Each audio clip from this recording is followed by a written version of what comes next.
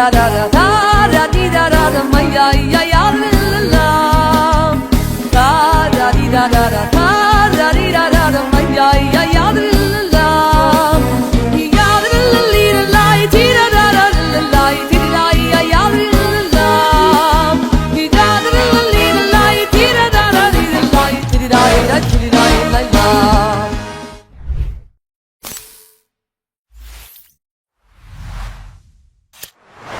Bienvenidos a La Torá Responde. ¿Cómo están? ¿Cómo se encuentran? Ya estamos compartiendo en vivo con todos ustedes como cada Shabbat a partir de las 10:30 de la mañana. Ya tenemos todas las preguntas listas que nos estuvieron enviando a través de esta semana que pasó y vamos a estar respondiéndolas. Les animamos a los que ya enviaron preguntas y los que no también a que puedan enviar al correo que ponemos en pantalla beitefilacolshadai@hotmail.com. Yo sé que esto de estar respondiendo preguntas muchas veces surgen más dudas, ¿no? Y esto está bueno porque es una propuesta de estudio diferente, donde también tratamos de llevar claridad, tratamos de llevar luz, comprensión, a través de las diferentes explicaciones, ¿no? de lo que nos van preguntando y lo que va estudiando cada uno de manera individual. Seguramente van surgiendo dudas, por eso les invitamos para que hagan sus preguntas a Kol Shaddai. Vamos a iniciar con la primera pregunta, ya aprovechando el tiempo. Dice, nos escriben desde Wisconsin, Estados Unidos. Dice, ¿hay que quemar el jalá? Si se daña un utensilio para preparar jalá, ¿se debe enterrar? Bueno, son dos preguntas en una, pero vamos a responderlas. En primer lugar, para aquellos que no saben, jalá es el pan de Shabbat, ¿sí? Es el pan trenzado que tradicionalmente se come en Shabbat. Lo que sí dice la escritura, eso está en las ofrendas vegetales, ¿no? Porque está hecha con harina. Pero quiero leer algo importante. Levítico 2, verso 11, dice claramente: ninguna ofrenda vegetal que ofrezcáis ante Yahweh será preparada con levadura, porque no haréis consumir ninguna cosa hecha con levadura ni con miel como ofrenda ígnea a Yahweh. Bueno, esta es una aclaración. Hay otras versiones que dice que es abominación delante de Yahweh quemar pan, obviamente con levadura y con miel, como es el jalá, ¿no?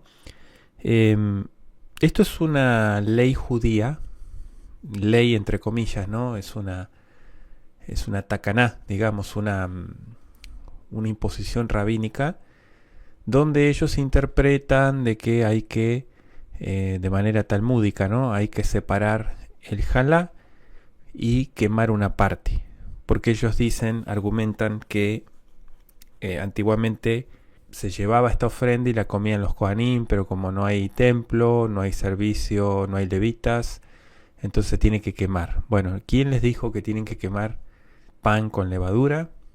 Nadie, ¿no? Nadie, porque en la Torá dice lo contrario. De hecho dice que es una prohibición. Entonces la respuesta es no hay que quemar jalá. Es una abominación hacer eso. Eso es una ofensa al Creador, quemar pan con levadura. Si se daña un utensilio para preparar jalá, se debe enterrar. Otra abominación más. O sea, todo esto son prácticas ritualistas que nada tienen que ver con la Biblia. Las culturas paganas hacían muchas de estas prácticas que usted está mencionando acá, pero no tienen nada que ver con la Biblia. Estamos hablando de la Biblia, ¿no? En la Biblia no hay para nada mención de esto. Entonces es importante, cuando ustedes hagan las cosas, investiguen, Cuando ustedes vayan a hacer algo, investiguen muy bien antes. No hagan cosas sin saber, sin investigar bien, sin corroborar con la Biblia, porque muchas veces se incurre en falta y la gente, a veces con tal de caerle bien o de hacer lo que le están ordenando, lo que le están imponiendo, mejor dicho, lo hace. Y lo que hace es abominación delante del Creador. Entonces, no hagan cosas, no presenten fuego extraño, no hagan cosas que el Eterno no mandó, porque eso acarrea consecuencias espirituales. No hagan eso. Nada de estar... yo explicaba la vez pasada, creo que fue la semana pasada, decía, el Shabbat es el día de reposo, ¿no? Ok. El Kiddush, hablábamos sobre el tema del simbolismo, los elementos del Kiddush, que Kiddush es la santificación del día de reposo, es una pequeña ceremonia que se hace, pero no vayan a pensar que ustedes o que nosotros somos sacerdotes y que estamos en el Mishkan, no sé, en el tabernáculo. No vayan a pensar eso, no es a ese grado, a ese nivel. ¿Por qué? Porque si nosotros nos comparamos con lo que dice la Biblia, todos estamos ritualmente impuros, conforme al santuario. Entonces, con esto no quiero decir que se deben tomar las cosas a la ligera. Sí, se debe tomar con respeto, pero, no hagan esto de decir, bueno, ok, con este utensilio que yo preparo el jalá, no lo puedo utilizar para otra cosa porque es ultra archiconsagrado. Y si se llegara a contaminar con otro alimento, tengo que destruirlo, enterrarlo, no sé, hacer todo una... ¿Me explico? O sea, no hagan esas cosas porque eso no es algo que el Eterno haya mandado. No hagan eso, no hagan eso. Hay muchos mesiánicos cabalistas. Bueno, obviamente los cabalistas que niegan ser cabalistas, justamente los que niegan ser cabalistas son los más cabalistas. Son los más hechiceros, ¿no? Porque hacen estas prácticas. Por ejemplo, quemar jalá, enterrar utensilios. O sea, no hagan cosas raras. No se metan en aguas profundas. No se metan en problemas. Y como dije recién, no ofrezcan fuego extraño, cosas que el Eterno no mandó. Esto es muy importante. Yo lo aclaro para todos, no solamente para los hermanos de Wisconsin, Estados Unidos, que nos hacen esta pregunta. Muy importante, recuérdelo, Levítico 2:11, todo lo que ofrezcas ante Yahweh. ¿Por qué dice ante Yahweh? Porque está hablando ofrenda ígnea, quiere decir quemada. Prohibido quemar pan con levadura o con miel. Dos componentes, levadura y miel, no se pueden quemar. De hecho, bueno, no sé si usted hizo la prueba de quemar pan alguna vez. El olor que larga es horrible, horrible, por la levadura. No hagan eso, no hagan eso. Muy bien, vamos a la siguiente pregunta. Nos escriben desde San José, Costa Rica. Dice: Abraham, Isaac y Jacob celebraban las fiestas de acuerdo a la ley del equinoccio. Debemos basarnos en eso para celebrar. Por eso las fechas no coinciden con la casa de Judá.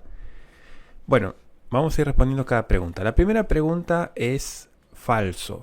Abraham, Isaac y Jacob no celebraban las fiestas porque las fiestas fueron dadas después.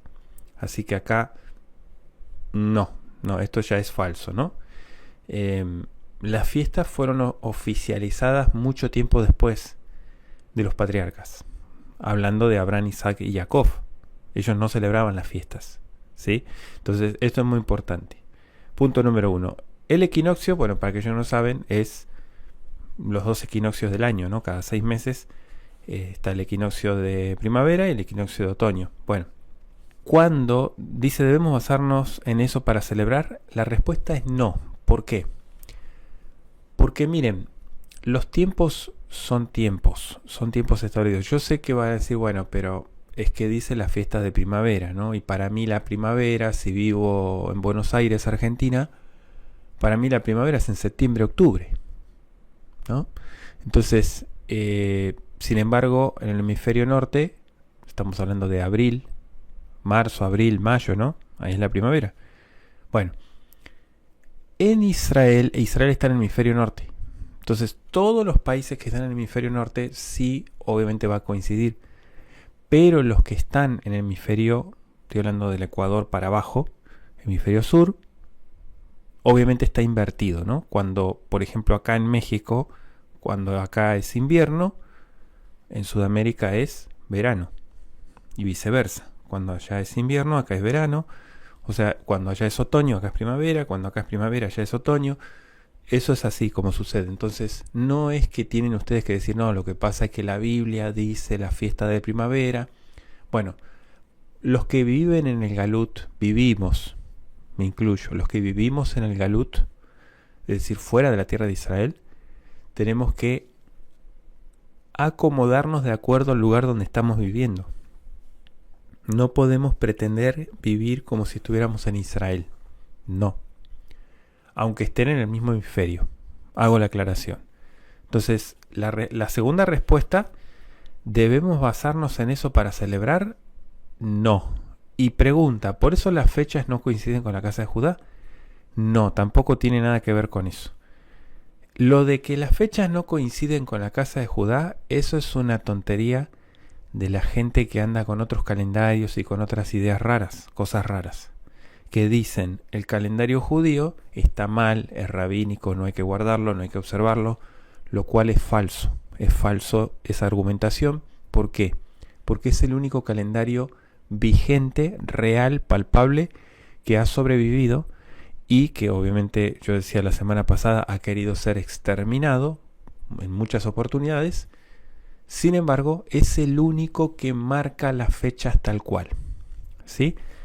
Todo aquel que no quiera observar las fiestas de acuerdo al calendario hebreo, o si usted le quiere llamar calendario judío, no es calendario babilónico, porque si usted dice calendario babilónico, está diciendo que los babilonios lo crearon, lo cual es falso. Lo que pasó es que los nombres de los meses del mismo calendario fueron cambiados después de la cautividad en Babilonia, pero el calendario ya existía hace mucho tiempo atrás. Entonces, no es, respondiendo a la tercera pregunta, ¿no? Las fechas no coinciden con la casa de Judá. Si usted se refiere a casa de Judá con el judaísmo, no tiene nada que ver eso porque sí coinciden. Bueno, para los que observamos y enseñamos de acuerdo al único calendario que hay, que es el calendario hebreo, esto de calendarios caraítas, calendarios restaurados, calendarios de Enoch, todas esas cosas raras que argumenta la gente que anda aburrida buscando qué inventar para no hacer lo que tiene que hacer, yo les digo que no, que dejen de perder el tiempo y que observen los tiempos que ya están establecidos. De hecho, este calendario ya le muestra, usted puede saber qué día va a caer Pesaj en el año 2050, por dar un ejemplo. Entonces el calendario es uno solo, ¿sí? Es uno solo. Esto de que no coincide, no, sí coincide. Ahora voy a hacer una aclaración. Un ejemplo, si usted vive en Sudamérica, estoy hablando del hemisferio sur, ¿no? O sea, del Ecuador para abajo. Si usted vive en Sudamérica, bueno, vive en San José, Costa Rica, es hemisferio norte. Pero bueno, hablando en general para todos, ¿no? Si alguno de ustedes vive en Sudamérica y me está escuchando y dice, ok, la Biblia dice las fiestas de primavera. Cada cosa se debe celebrar en su tiempo. Por ejemplo, acá en Chile dicen primavera es, igual que Argentina, ¿no? Septiembre, octubre. Entonces yo voy a guardar forzosamente Pesaj en septiembre o en octubre. Eso está mal. ¿Por qué? Uno, porque el calendario gregoriano no tiene nada que ver con la fiesta del Eterno. Dos, el calendario hebreo ya está establecido. Entonces esto, repito, lo de vivir en diferentes hemisferios no nos da el visto bueno, vamos a decir, de hacer esto. No hay que hacer eso, ¿sí? Entonces esto yo lo aclaro más que nada para todos aquellos que tengan dudas en cuanto al tema de los equinoccios y las diferencias, ¿no? Pues hay gente que me ha comentado que no sabía esto, no sabía, pensó que era, o sea, si acá era otoño, pues en todo el mundo era otoño. No. El hemisferio sur es primavera, cuando acá es otoño, y viceversa, ¿no? Entonces, esto es lógico, ¿no? Son leyes ya establecidas. Vamos a la tercera pregunta. Desde Wisconsin, Estados Unidos. Dice, ¿deberíamos celebrar Hanukkah? Bueno, si hubiera que celebrarla ya es tarde porque ya pasó, ¿no? Pero Hanukkah, yo expliqué que es una fiesta patria, vamos a decir, ¿no? Como todos los países tienen sus fechas patrias. Si hubiera que hacer una fiesta por cada milagro que hizo el Creador, pues yo creo que tendríamos una fiesta todos los días. Interminable sería.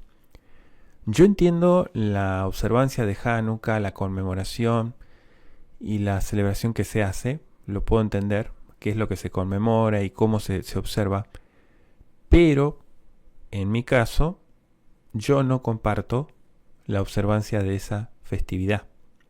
No es una fiesta ordenada por el Creador, es como Purim, ¿no? Purim es una fiesta creada por los hombres que conmemora milagros del Creador, acontecimientos importantes, pero no fue ordenada, no fue establecida en la Biblia.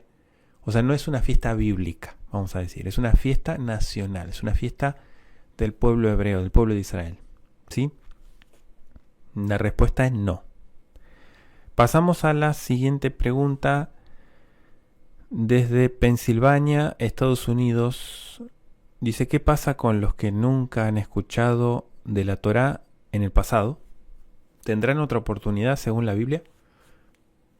Bueno, hay gente que argumenta muchas cosas, pero acá está claro, quiero dejar en claro lo que usted puso en la pregunta. En el pasado. Pasado, pisado, ya pasó.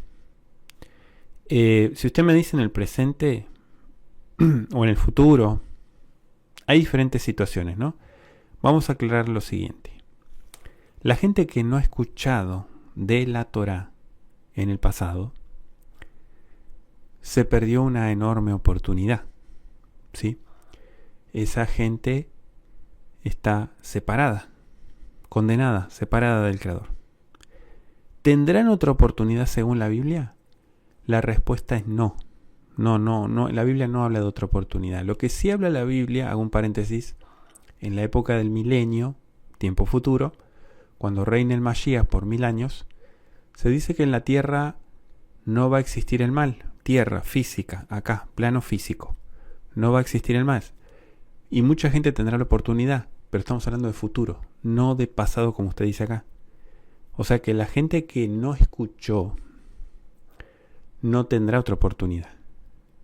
¿Sí? La oportunidad, pues seguramente muchos la tuvieron. Lo que pasa es que a veces decir que nunca escuchó suena raro, ¿no? Porque lo más real es que la gente sí escuchó pero rechazó. Vamos a decir un 70-80%. Realmente fue así. No es que nunca en su vida han escuchado nada. No, a menos que vivan en otro planeta. Pero no. De una o de otra manera, tiempo pasado, toda la gente ha escuchado de una o de otra manera. Poco, mucho, más o menos, menos, más, como sea. Pero han escuchado. El punto es que han rechazado. Y esto es algo que el Eterno respeta. La decisión. Se llama libre albedrío. La decisión de la gente es algo que el Eterno respeta. ¿Sí? O sea, Él no obliga a la gente. La gente toma la decisión, buena o mala. Acepta o rechaza. Se hace el desentendido o deja todo y se pone a atender. Esas son decisiones que la gente toma. Entonces, la respuesta es no. Según la Biblia, no hay otra oportunidad para tiempo pasado, la gente que nunca escuchó, o que mejor dicho, escuchó y rechazó. Pasamos a la siguiente pregunta desde Santiago de Chile. Dice: ¿será Yahshua quien gobierna en el milenio o será Yahweh? ¿Su gobierno será terrenal o celestial? Le invito a escuchar el estudio del milenio. Igual ahora le voy a dar la respuesta, pero escuchen los temas también de escatología que tenemos, que están muy interesantes en Kol Shaddai. Así los pueden encontrar en la lista de reproducción. En YouTube lo pueden encontrar en Kol Shaddai, Comunidad Kol Shaddai o Kol Shaddai Oficial. La lista se llama escatología. No sé cuántos estudios son, si son 30 o son más. Escúchenlos, estudienlos con tiempo. Hay uno que se llama El Milenio, donde, bueno, obviamente abordamos todo el tema, lo explicamos detalladamente, Pero básicamente esto ocurre en el plano terrenal, no celestial, terrenal, ¿sí? Y se dice, según la Biblia, que es Yahshua el que va a gobernar. Bueno, de hecho es el mismo, ¿no? Yahshua es Yahweh, es el mismo. Pero sí, se habla de Yahshua, su persona, vamos a decir, en el plano físico, terrenal, es que ocurre este acontecimiento por 1000 años. Donde obviamente va a ser todo muy diferente. Muy bien, pasamos a la siguiente pregunta desde el Estado de México. México dice, ¿por qué mucha gente se circuncida o hace tevilá cuando se acercan las fiestas? Muy buena pregunta. La verdad que no sé.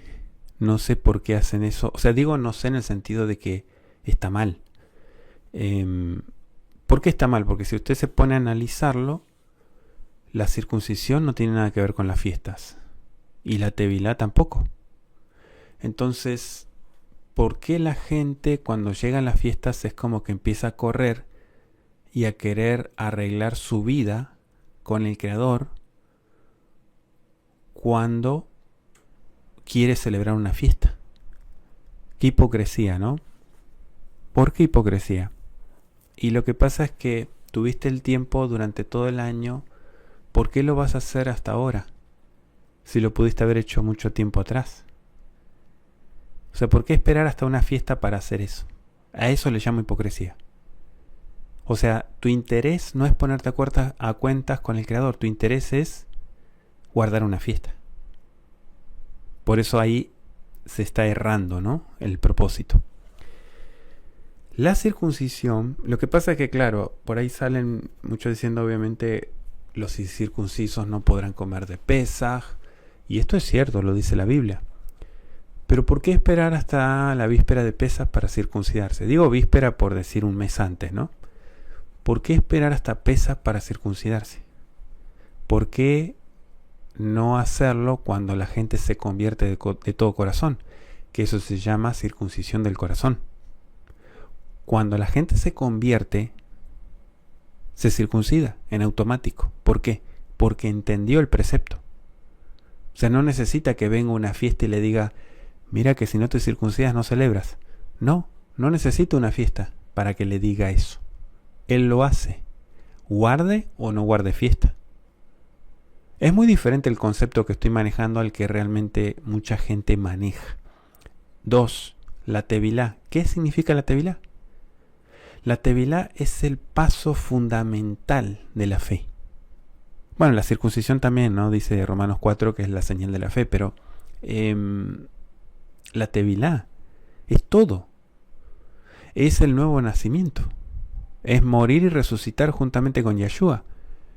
Entonces, ¿cómo esperar una fiesta para morir a tu vieja persona y nacer de nuevo? Por eso digo que eso es una hipocresía. Porque hacer las cosas por una práctica, por una observancia, y dejar de lado todo lo fundamental, eso lo veo mal. Eso está mal. No sé si usted lo está viendo mal, pero yo sí lo veo mal. Yo creo que las cosas arrancan por otro lado. Yo creo que es como le dije yo a muchas personas, porque decían, es que se me vino todo como un tren y vienen todas las fiestas y yo no estoy preparado y ¿qué hago? Y no observe nada. Usted ya lo está diciendo que no está preparado. ¿Por qué tiene que forzar algo que no le toca, que no le corresponde? No, es que yo no quiero faltar al Creador. Bueno, ya le está faltando porque no está preparado. Entonces, primero hay que ordenar las cosas. Después, cuando uno ordena, ahí se sienta a prepararse para lo que tiene que hacer. Es diferente el concepto, que muchas veces la gente, el afán de la vida, la ansiedad, no sé cómo llamarle, la gente arranca al revés. Y peor, ¿no? Cuando se circuncidan, no más que porque le dijeron que si de acá a tal mes no te circuncidas, no sé, te corremos de la congregación o le meten tonterías en la cabeza y le ponen el ultimátum, ¿no? o no vas a celebrar la fiesta, y lo amenazan, le ponen un montón de miedo. Peor todavía, porque miren, ¿qué pasa con esa alma? Se circuncidó. Pero después usted va y le pregunta, ¿por qué te circuncidaste? O qué significa, y no tiene ni idea de lo que significa en lo espiritual. No tiene ni idea la responsabilidad que está tomando al hacer eso. Entonces eso está peor, porque es mejor, digo yo, mejor parar todo, no hacer nada, tomarte el tiempo. Uno dice, bueno, si este año no alcanzo las fiestas, con el favor del Creador será el año que viene. Eso es sabio. Si no estás preparado, es mejor ser sincero y decir, ok, me falta esto, me falta un montón de cosas, todavía no estoy ready. Entonces, ¿por qué vas a hacer algo si no estás ready?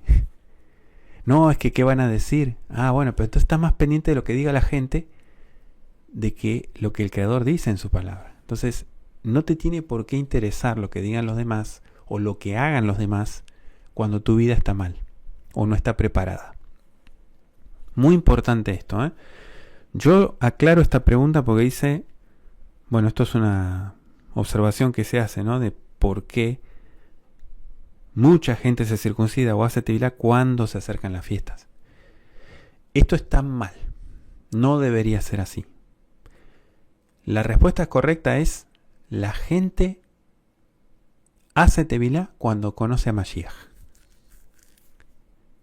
Pero si usted me dice, yo conocí hace 10 años a Mashiach y me hice tevilá el año pasado, eso, perdóneme, pero es una burla. Es una falta de respeto. O sea, ¿cómo? ¿Lo conociste hace 10 años y recién el año pasado hiciste tevilá? Claro, porque me dijeron que para celebrar la fiesta tenía que tener tevilá. ¿Y hace 10 años no te dijeron que tenías que hacer tevilá cuando conociste a Mashiach? No. Entonces, ¿en manos de quién estás? Por eso digo, hay mucho desconocimiento, hay mucha ignorancia. La gente hace las cosas al revés, después se lamenta porque le va mal. Pero esto yo lo comparto en Shalom, ¿eh? Yo les comparto esto no para que ustedes se pongan mal y no. Tómenlo con madurez. O sea, esto es ordenar. Elohim es orden y hay que ordenar las cosas. Si yo voy a trabajar en una habitación y está patas para arriba todo sucio, todo inhabitable, ¿me meto a la fuerza a trabajar ahí en esa habitación? Como está todo, que no hay ni lugar para sentarse. La respuesta es no. Lo que vamos a hacer primero es limpiar, ordenar, sacar lo que no va. ¿Para qué? Para que sea un ambiente de acuerdo a lo que necesito, ¿no? Voy a estar ahí trabajando en ese lugar, bueno. Eso es lo más lógico y correcto. Acá pasa lo mismo. Yo no puedo meterme a la fuerza a hacer algo si mi vida está al revés. Mejor no hago nada. Mejor no hago nada, me cruzo de brazos y miro el techo. No. No hago nada en el sentido de que no doy ese paso de decir, ok, voy a celebrar la fiesta como sea. No me importa, lo voy a hacer igual. No voy a celebrar la fiesta. Voy a sentarme a prepararme, a estudiar y a capacitarme y a comprender para hacer los pasos en el orden que tienen que ser. En todos los procedimientos, todas las cosas que hacemos tienen un procedimiento. Paso 1, paso 2, paso 3. Algunos tienen más pasos, otros tienen menos pasos. Pero usted no puede arrancar con el paso número 4 si no hizo el paso 1, 2 y 3. O sea, no puede hacer paso 4, después el paso 2, después el paso 10, después el 1. No, eso es un desorden. Entonces, todo lleva un orden. Y eso es importante comprenderlo. La gente que hace tevilá ante una fiesta, cuidado con eso porque, bueno, digo cuidado porque hay muchos lugares donde imponen las cosas, ¿eh? O sea, lo ponen como ultimátum. Si quieres ser parte de nuestra iglesia o de nuestra keilá o como le quieran llamar, o sinagoga, no sé, tienes que hacer esto, si no, no te podemos aceptar. ¿Sí? Y la gente obviamente se ve entre la espada y la pared. Entonces, cuidado con eso. ¿Sí? Yo esto se los aclaro porque la Biblia dice que la tevilá, estamos hablando de tevilá, no de purificación, tevilá de arrepentimiento, que es una vez y para siempre. Esa se tiene que hacer una sola vez, pero esa la hace la gente cuando conoce al Mesías, cuando se arrepiente, cuando deja su vieja vida y se experimenta el nuevo nacimiento, así se le llama, según la Biblia. Y la circuncisión, en el caso de los varones, lo mismo, ¿no? O sea, eso es cuando la gente se convierte de su corazón. Por eso digo, en el orden, primero está la circuncisión del corazón, que es la conversión genuina. Y luego viene la circuncisión en la carne, ¿sí? No es al revés. Si es al revés, hay problema. Muy bien. Vamos a la siguiente pregunta. Desde Buenos Aires, Argentina. Dice, ¿podría explicar Tohu Vabou de Génesis? Muy bien. Vamos a ir entonces a Génesis. Bueno, eso está en el principio. El segundo versículo de Bereshit dice, Be'aretz haitá Tohu Vabou Behoshech al penei teom beruach Elohim merajefet al penei amayim. Be'aretz haitá, y la tierra estaba Tohu Vabou, dice. Vamos a explicar esos dos términos.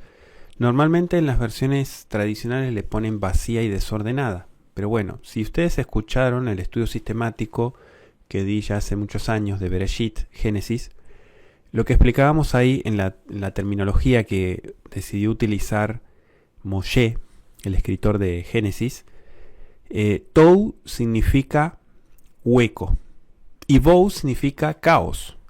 Bueno, lo que tiene que ver caos, el desordenada, es que no existían las leyes que hoy conocemos, las leyes de la física, ¿no? Todo de la gravedad, bueno, todo eso no existía. Entonces, todo era un caos. Eso es lo que está explicando con ese término.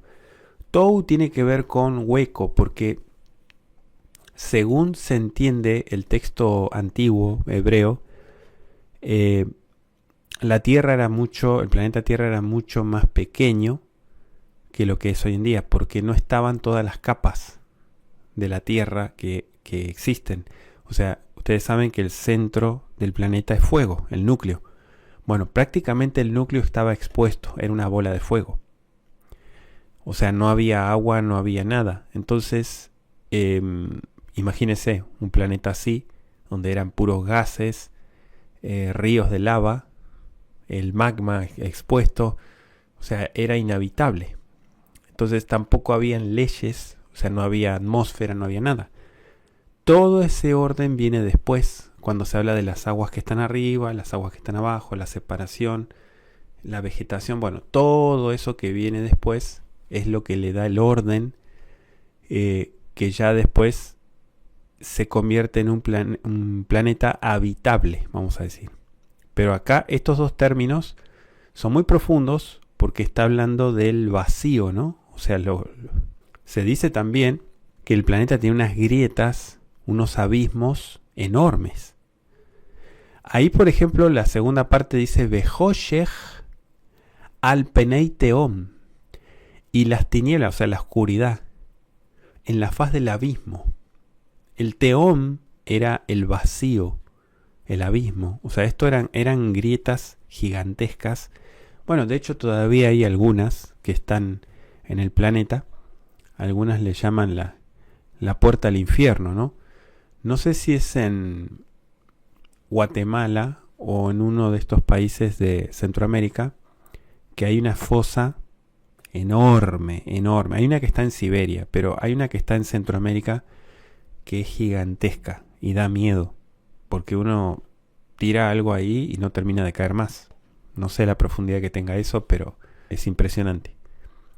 Beruach Elohim merajefet al penei amayim, y el espíritu de Elohim se movía sobre la faz de las aguas.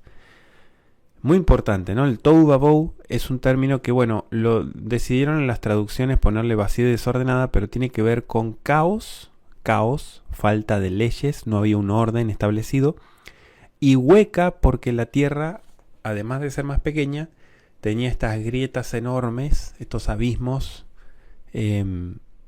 que bueno, obviamente era inevitable, ¿no? Muy bien, pasamos a la siguiente pregunta que nos hacen desde Lima, Perú. Dice, ¿qué mandamientos se observaban antes de la Torá? Bueno, vamos a ir a Bereshit, Génesis, capítulo 26, versículo 5. Génesis 26, 5. O sea, quiero leer este verso porque estamos hablando de Abraham, ¿no? Digo, por dar un ejemplo antes de la Torá. Es cierto que se observaban mandamientos antes de que la Torá fue dada, sí. Por ejemplo, yo recién aclaré en una de las preguntas que hacían si Abraham y Isaac celebraban las fiestas de acuerdo a la ley del equinoccio. Bueno, no, las fiestas como tal no, pero fíjense lo que dice Génesis 26:5. Por cuanto Abraham oyó mi voz y guardó mi precepto, mis mandamientos, mis estatutos y mis leyes. O sea, habían mandamientos. Si usted me pregunta cuáles son los mandamientos que se observaban antes de la Torá, bueno, lo que sí sabemos es que los 10 mandamientos ya se conocían, incluyendo el Shabbat, ¿no? Que es el cuarto. Sí, los 10 mandamientos que se entregaron oficialmente en el monte Sinaí ya es algo que se conocía desde mucho antes, solo que ahí fueron entregadas oficialmente. Y muchas de las leyes que se dieron después en, creo que es Éxodo 21, 22, 23, 24, diversas leyes, Mishpatín, Edot y demás, muchas también se conocían, aunque no todas como tal. ¿Sí? Para cuando empezó lo del santuario y toda la ordenanza que se dio posteriormente, fue que se implementaron muchos preceptos. Por ejemplo, las fiestas, muchísimos mandamientos que son más de carácter levítico, ¿sí? Para los levitas. Pero vamos a decir que, bueno, yo no tengo acá la respuesta exacta de cuáles son o qué mandamientos se observaban. Pero tomamos como referencia los 10 mandamientos, sí, esos ya estaban. ¿Se hacían sacrificios? Sí, se hacían sacrificios. Shelamim, de paz, ¿no? Como le llaman, de conciliación. Sí, habían muchos mandamientos, hasta incluso el diezmo. O sea, había muchos preceptos de la Torá, ya se observaban desde antes. Pero, por ejemplo, las fiestas no. ¿Sí? A excepción del Shabbat, que es una fiesta. Muy bien. Vamos a la siguiente pregunta desde Santiago de Chile. Chile dice, si Yahweh es soberano y controla el bien y el mal, ¿por qué permite que el mal crezca en el mundo? Bueno, es una pregunta bastante profunda porque el mal es cierto que él es soberano. ¿Qué quiere decir? Que controla el bien y el mal. No que el mal se le sale de las manos. Hay muchas cosas malas que ocurrieron por voluntad del Creador en la Biblia. Con esto no estoy diciendo que él es Satán, ¿no? O el adversario, no. No estoy diciendo eso. Lo que estoy diciendo es que hay, lo que comentaba hace un rato, hay algo que se llama decisión en la gente. El mal, la Biblia dice que también el necio, ¿no? Por no decir otra palabra, fue creado para el día del castigo. Y parece irónico, ¿no? Eso, pero en realidad es una realidad que la Biblia deja en claro, que tanto el mal como el bien coexisten. Hago un paréntesis. Hay un mundo físico y hay un mundo espiritual. Si usted le quiere llamar dimensión, póngale ese nombre. Una dimensión física y una dimensión espiritual. Muchas veces estas dimensiones se intercambian. El plano espiritual trasciende al plano físico y a veces ocurren muchas cosas que obviamente la gente lo primero que hace es culpar al Creador o a Dios, como le llamen, y dicen, ok, ¿por qué permitió que pasara esto? ¿Por qué si él lo pudo haber evitado? ¿No? Y que alguien me explique, ¿no? Exijo una respuesta. Hay muchas cosas que suceden que son misterios que no tenemos respuesta. Primero, porque no somos Elohim. Segundo, porque estaríamos especulando, lo cual sería una pérdida de tiempo. Tercero, el mal y el bien coexisten. Y muchas veces el mal crece por las malas decisiones de la gente. O sea, la gente decide. Por eso yo decía, el creador, si hay algo que respeta, es la decisión de la gente. Sea creyente o no sea creyente. Él respeta, él no impone, él no agarra a garrotazos a la gente para que crean en él. Él no hace eso. Las religiones puede que lo hagan, ¿no? Pero no, él no hace eso. Él no impone las cosas. Muchas veces sí, él hace la invitación a través de su palabra, pero a la gente no le interesa. Decide no hacer nada al respecto. Entonces, ¿qué pasa? Toma malas decisiones y lo que alimenta es el plano negativo, malo, de iniquidad espiritual. Entonces es como que le da fuerza a eso. Entonces el campo del mal es como que cada vez va creciendo más. No sé si me están entendiendo lo que quiero decirles. Hay dos planos, físico, terrenal, material, que es el que estamos nosotros, y después está el espiritual. Muchas veces lo espiritual trasciende a lo material. Entonces a veces ocurren muchas cosas que la gente se queda boquiabierta y dice, ¿cómo es posible que Dios permita esto, que pase esto? ¿En dónde está Él? ¿Por qué no hizo nada? Bueno, muchas veces son consecuencias de malas decisiones de la gente. A veces mucha gente paga los platos rotos por culpa de otros. Eso también es una realidad. Ni hablemos de dirigentes de un país o un país entero. O sea, si un país toma malas decisiones, digo hablando, no sé si políticamente o a nivel mundial, si toma malas decisiones, puede llegar a afectar, no sé si a todo el planeta, pero a mucha gente. A mucha gente. Entonces, hay cosas malas que la gente hace adrede, pero a veces también lo hacen por ignorancia, por desconocimiento, porque es lo único que saben hacer y no conocen otra cosa. O sea, no tienen una enseñanza, una educación, una cultura bíblica, una educación bíblica, valores bíblicos, valores espirituales, no tienen eso. Entonces no saben hacer otra cosa. Entonces es como dice usted acá, va creciendo cada vez más en el mundo el mal. Exacto. Exacto. Sí, porque la maldad va creciendo porque la gente además está muy descreída de muchas cosas y las decisiones que toman son cada vez peores. Obviamente es cierto que es importante la decisión de la gente, pero también hay muchos entornos, convengamos que hay muchos entornos, ya sea tecnológico o lo que sea, que afecta también a todo esto. O sea, contribuye para que la gente se ponga peor, no mejor. O sea, no progresa a ser mejor, se empeora, se pone peor.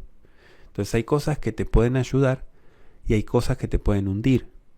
Entonces el problema es que no todo el mundo se detiene a pensar y decir, ok, esto me estoy dando cuenta que me está lastimando, me está afectando, me está dañando y estoy dañando a otros.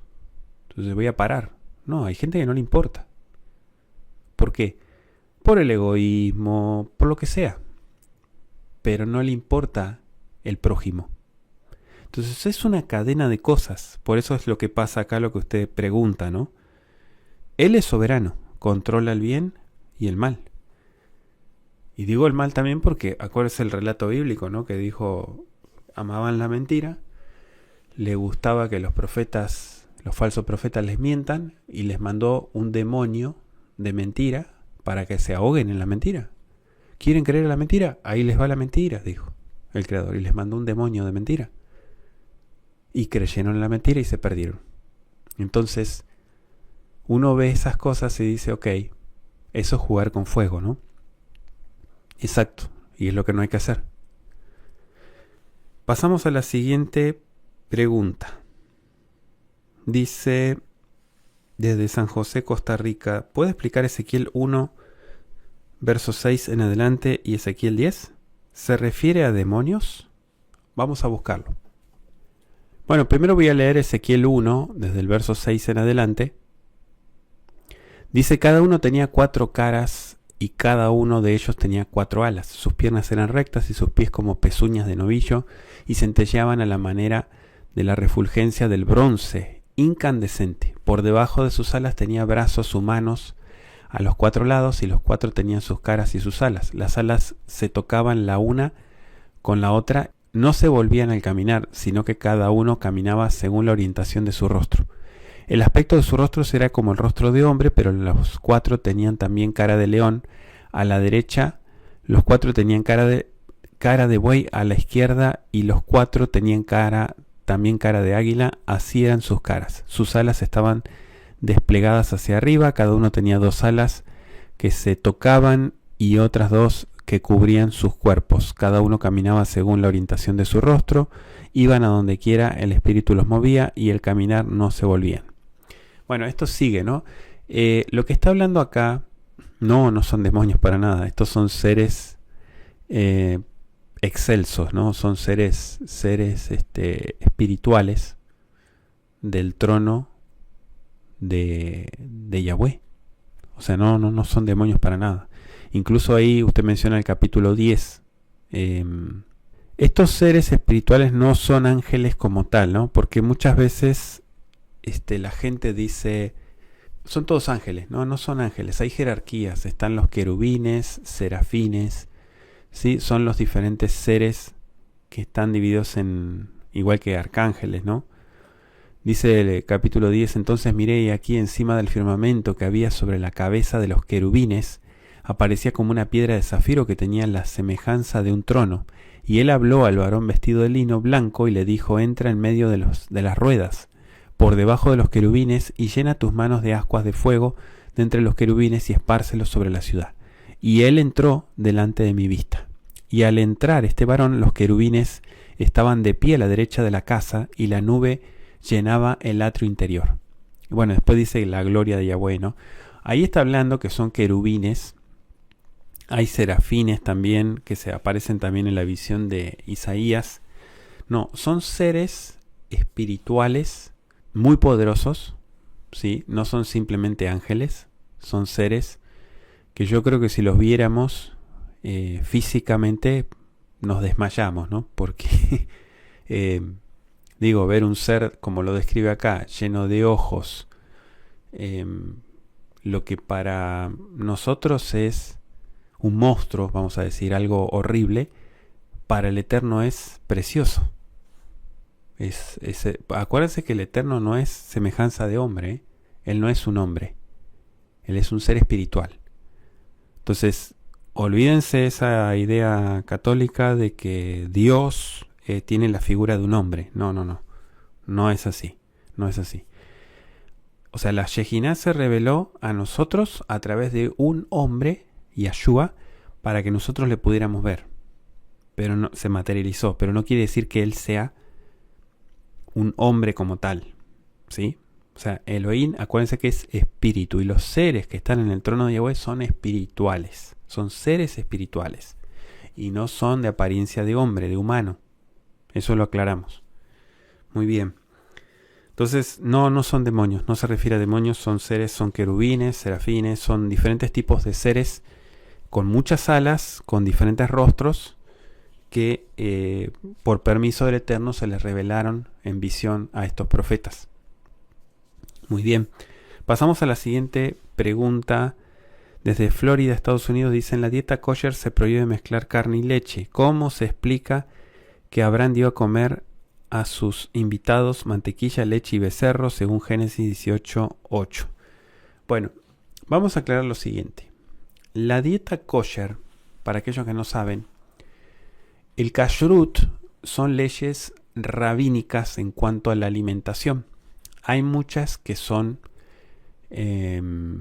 correctas, de acuerdo a los mandamientos bíblicos, Levítico 11, qué animales comer y cuáles no, etc. Pero, por ejemplo, Deuteronomio 14:21 dice: no comeréis ninguna bestia muerta, la podrás dar al extranjero que está en tus ciudades y él podrá comerla o venderla al extranjero, pero porque tú eres un pueblo santo para Yahweh tu Elohim, no cocerás, escúchelo muy bien, no cocerás el cabrito en la leche de su madre.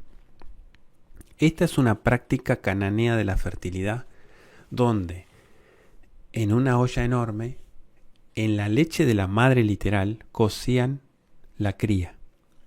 ¿Sí? Bueno, supuestamente tenía todo un significado de la fertilidad, regaban esta leche, después de hervir el animal, la regaban en los huertos, supuestamente les traía fertilidad a los campos, bueno, muchas creencias paganas, ¿no? Idólatras, mejor dicho, más que paganas, porque pagana tiene otro término. Esa es la prohibición que él hace. Pero, ¿qué voy a explicar acá? La mezcla como tal de carne con algún lácteo no está prohibida.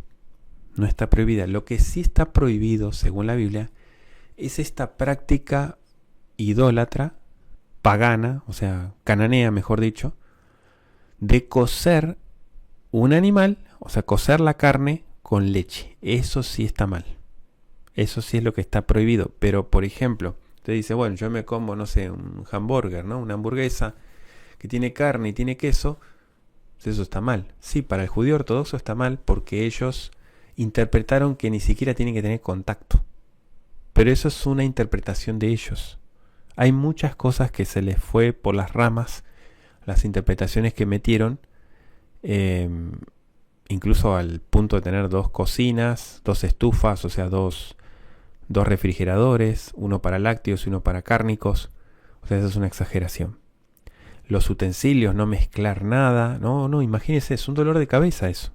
O sea, hay muchas leyes de la religión judía que no tienen una explicación lógica y que son cargas sobre cargas sobre cargas sobre cargas que uno termina agotadísimo porque uno dice, no, lo que pasa es que el rabino fulano interpretó que era así, que era así. Después vino otro que le puso más condimento a esta interpretación y la hizo más estricta.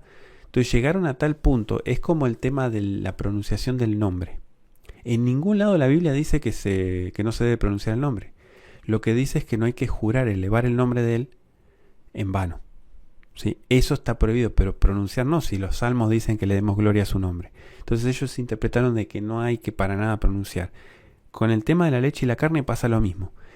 Al extremo de ni siquiera contacto, ningún lácteo mezclado con algún cárnico. Ni siquiera los utensilios, un tenedor que tocó carne no puede tocar ningún lácteo, porque queda contaminado. Eso es un fanatismo, no sé qué otro nombre ponerle, pero eso está mal. Eso no es lo que dice la Biblia. La Biblia prohíbe una práctica extranjera, idólatra, que no tiene que ver. O sea, ustedes no hagan como hacen las naciones. No hagan esas prácticas de cocer el cabrito en la leche de su madre. ¿Sí? Pero bueno, yo le aclaro esto porque, bueno, lo que hizo Abraham no hizo ningún rito de la fertilidad. ¿Sí? No tiene nada que ver con eso. Él no hizo esa práctica en Génesis 18:8, para nada.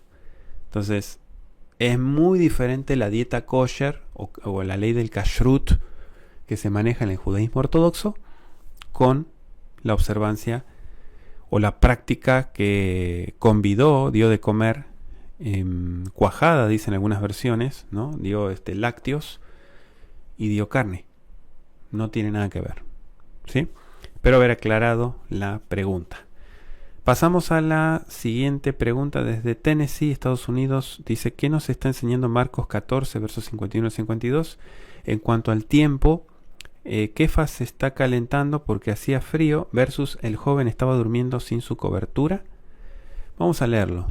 Marcos 14, 51 y 52 dice, también prendieron a cierto joven que lo seguía cubierto con una sábana sobre su cuerpo, pero él, dejando la sábana, huyó desnudo. Bueno, acá la pregunta que nos dice es, en cuanto al tiempo, se refiere al clima, ¿no? Kefa se está calentando porque hacía frío versus el joven estaba durmiendo sin su cobertura. Bueno, si es lo que usted está pensando, o sea, acá, ¿de qué tiempo estamos hablando? ¿De invierno? No, porque acá está hablando de la primavera. ¿Sí? Acá en el contexto está hablando de Pesaj. Así que no era invierno. No era invierno, si es la pregunta. ¿Sí? O sea, en contexto, por lo menos lo que dice acá, no se refiere a eso.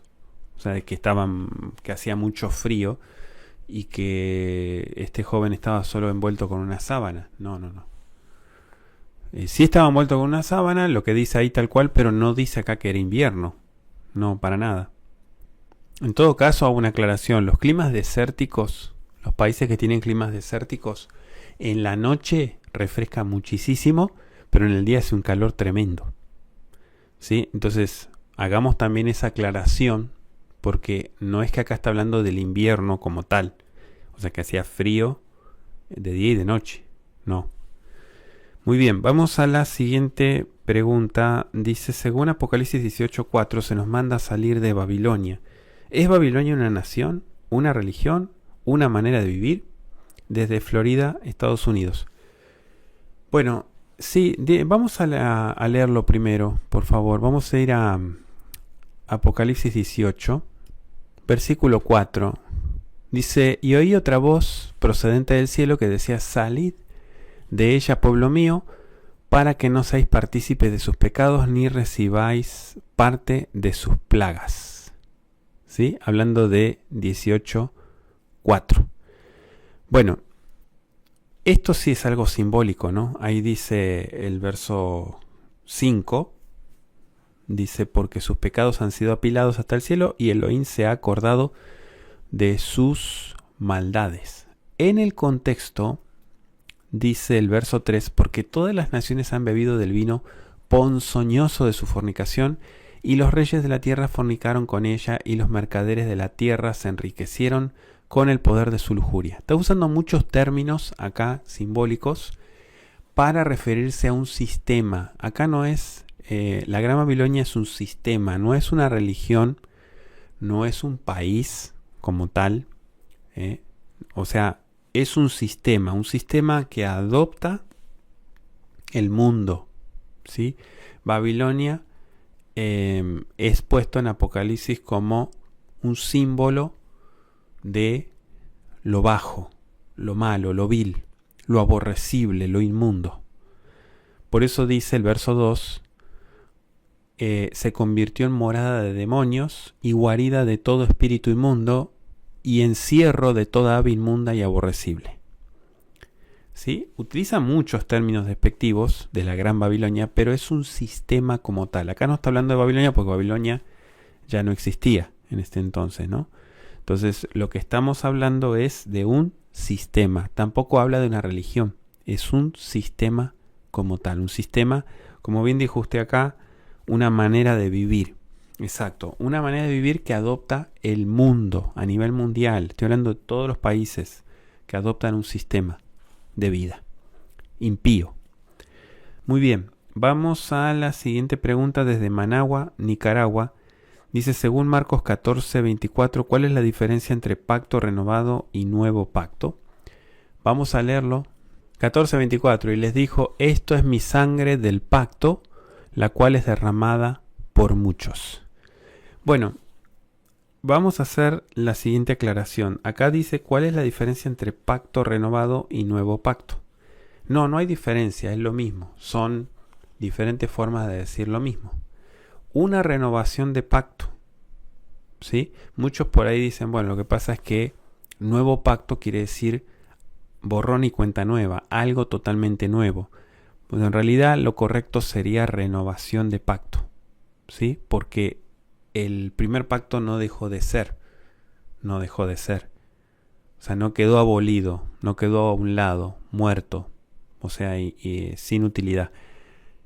Lo correcto son términos que a veces en las traducciones manejan, pero el nuevo pacto en la sangre de Yahshua tiene que ver con lo que decía, creo que es Éxodo 24, ¿no? Cuando se derramó la sangre, 24, 6 al 8. No sé si lo recuerdan, si no lo leemos. Éxodo 24, versos 6 al 8, lo leo rápido. Dice, y Moshe tomó la mitad de la sangre y la puso en tazones y la otra mitad de la sangre la derramó sobre el altar. Luego tomó el rollo del pacto y lo proclamó a oídos del pueblo. Ellos dijeron, cumpliremos y obedeceremos todo lo que Yahweh habló. Entonces Moshe tomó la sangre y la roció sobre el pueblo, diciendo, he aquí la sangre del pacto que Yahweh ha concertado con vosotros sobre todas estas palabras. Esto está conectado con lo que dice Marcos, cuando él dice, esto es mi sangre del pacto, la cual es derramada por muchos. Así como Moshe derramó la sangre cuando se hizo el pacto y el pueblo tomó compromiso, vamos a decir, esto tiene que ver con lo mismo. Es un compromiso fiel a su palabra y a Yahshua. Muy bien. Vamos a la siguiente pregunta. Desde Florida, Estados Unidos, dice, ¿tiene la misma intención el beso de Esaf a Jacob en Génesis 33:4 al beso de Judas Iscariote a Yahshua en Mateo 26:49? No tiene la misma intención, porque uno fue una reconciliación. Imagínense, de querer haberlo matado a su hermano Jacob, pasar por todo ese trance, ¿no? Ese proceso como hermanos, y luego reencontrarse después de tanto tiempo, es muy diferente al beso de la traición falso, hipócrita, de Judas al Mesías. No, son dos cosas muy diferentes, porque uno fue de reconciliación. Obviamente, no voy a decir que fue fácil, fue muy difícil para Esav esa situación. ¿Sí? Para Esav fue muy difícil porque, imagínense, él lo quería matar. Entonces, hay muchas cosas que se rompieron con ese abrazo, ese beso que se dieron, y lloraron juntos, dice. Fue una reconciliación, pero lo de Judas Iscariote no, eso sabemos que fue algo que en realidad las intenciones eran otras. Él no estaba realmente convertido y convencido, ¿no? de quién era el Mesías. De hecho, sus intereses eran otros. Entonces no tienen nada que ver los dos conceptos que se manejan. Muy bien, vamos a la siguiente pregunta. Génesis 19, verso 22 al 23, dice, la doctrina del Zohar tiene por su palabra esplendor algo que se toma de la ciudad nombrada por Lot desde Cali, Colombia. No. Vamos a explicar, primero vamos a leer Génesis 19 para dejar en claro. Génesis 19, verso 22 y 23. Dice, apresúrate, escapa hacia allá, pues no podré hacer cosa alguna hasta que llegues allá. Por eso llamó Zoar el nombre de la ciudad. Salió el sol sobre aquella tierra cuando Lot entraba en Zoar. No tiene nada que ver.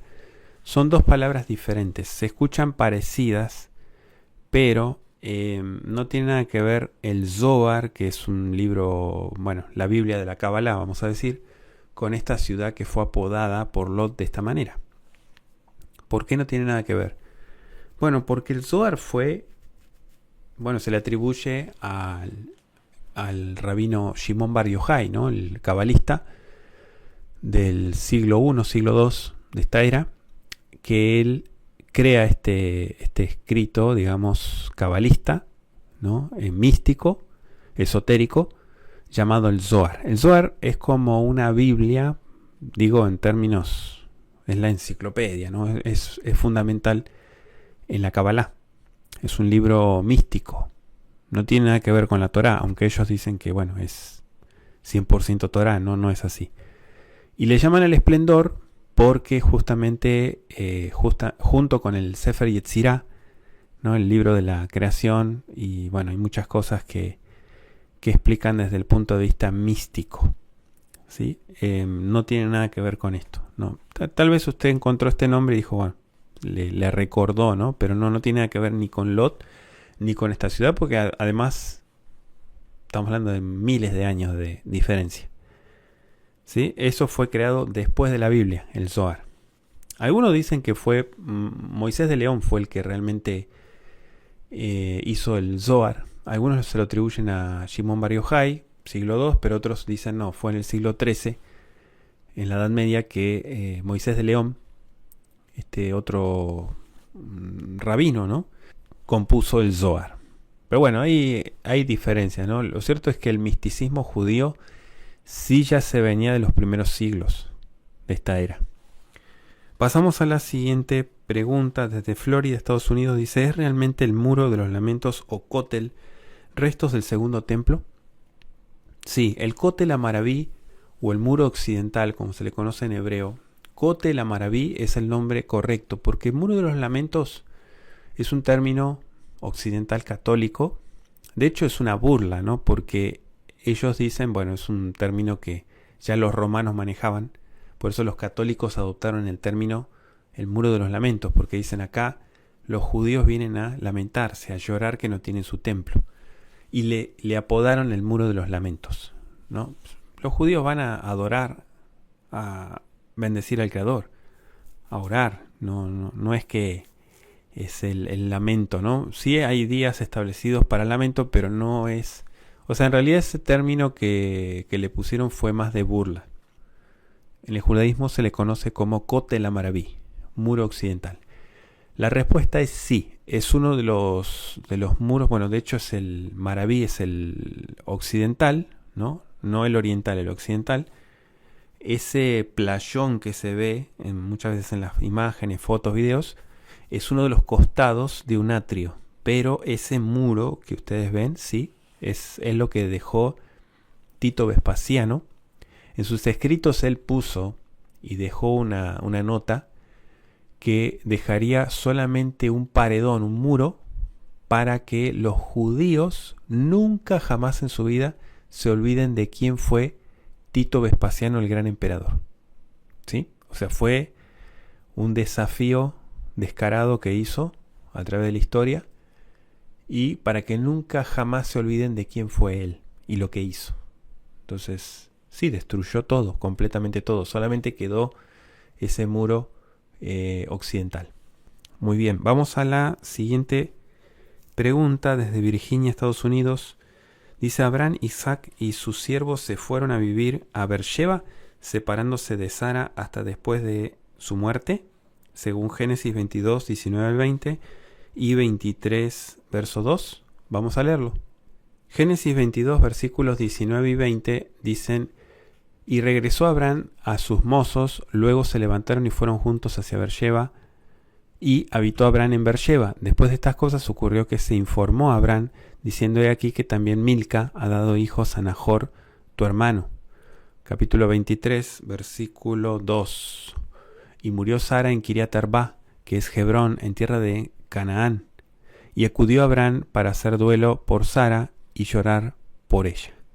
Sí, aparentemente se fueron a vivir a Beersheba, es lo que dice en los versículos que acabamos de leer, ¿sí? Separándose hasta después de su muerte, que bueno, fue cuando se le dio noticia. Hay algunos comentarios también, no los voy a estar mencionando, ¿no? Pero hay algunos comentarios, hay cosas que están un poco ahí debatidas en cuanto a si realmente fue así, que él estaba ausente cuando murió su esposa.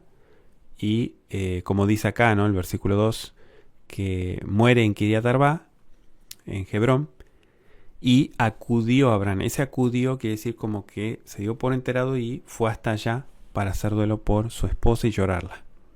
Hay que leer en contexto, si hay muchas cosas que son diferentes opiniones, comentarios de acuerdo a los textos hebreos, pero aparentemente sí estuvo separado hasta después de su muerte.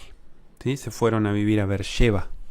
Y Beersheba es otra zona, no es Hebrón. Bueno, hasta aquí llegamos con La Torá Responde. Les agradezco a todos por acompañarnos como siempre. Les invitamos a enviar sus preguntas, ¿sí? Para que puedan escribirnos al correo. Traten de mandarlas temprano, o sea, los primeros días de la semana, para por si se juntan muchas preguntas, que puedan entrar las preguntas para el programa, ¿sí? Recuerden también ponernos de qué ciudad y país nos están escribiendo para saber de dónde nos están sintonizando, y recuerden compartir también el programa, los programas grabados en sus redes sociales, ¿sí? Compartan en Facebook, las redes que ustedes manejen, compartan el link de nuestro canal, ¿sí? Compartan el canal de Kol Shaddai en sus redes para que también otras personas puedan conocer la propuesta de estudio de Kol Shaddai. Desde ya les agradecemos a todos por acompañarnos como siempre. Quédense en sintonía, no se vayan. Tenemos más estudios hoy, vamos a seguir compartiendo. Así que, en cuanto a La Torá Responde, esto ha sido todo por hoy. Nos reencontramos el próximo sábado a partir de las 10:30 de la mañana. Cuídense mucho, hasta la próxima.